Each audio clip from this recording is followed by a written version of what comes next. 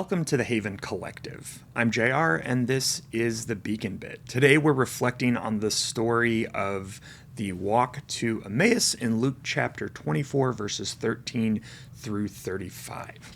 I want you to be honest for a moment with yourself. What is your relationship like with the Bible?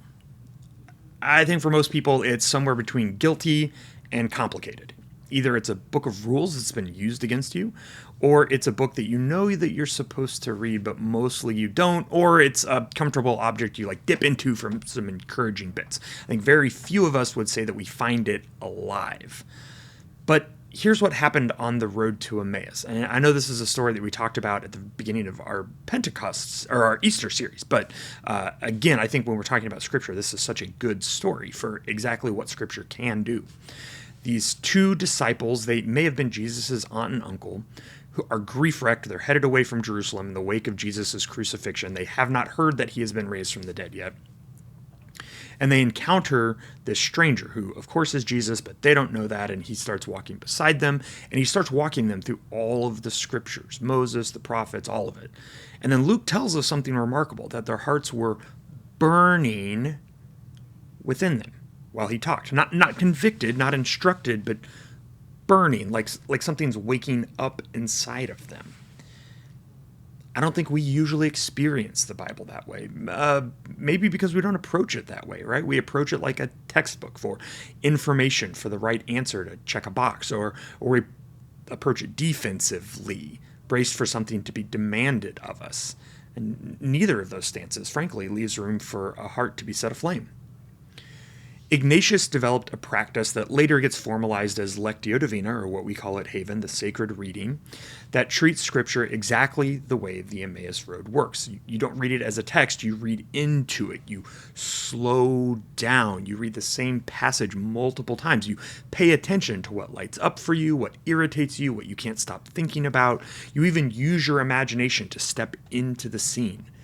You treat the words less like a manual and more like a letter from someone who knows you.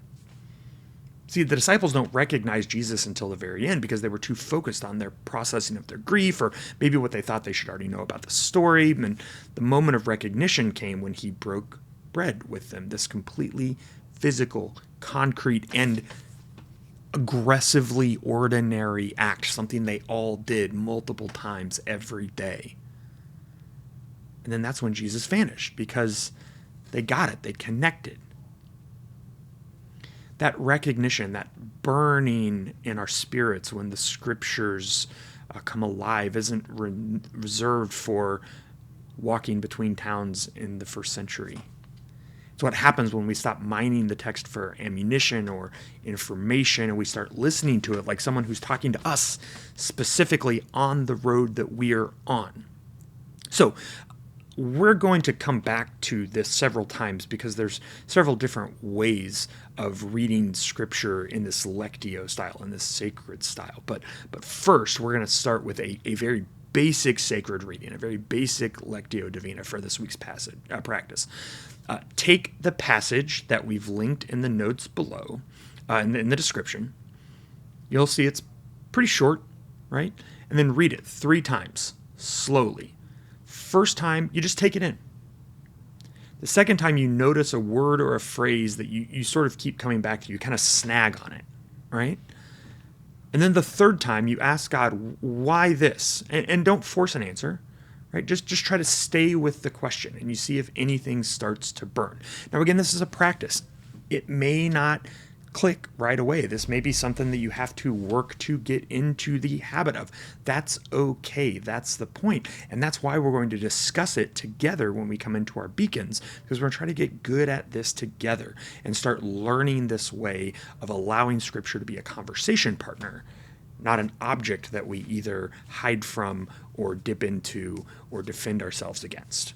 I look forward to these conversations. I can't wait to hear what you're experiencing in the text. For now, go in grace and peace.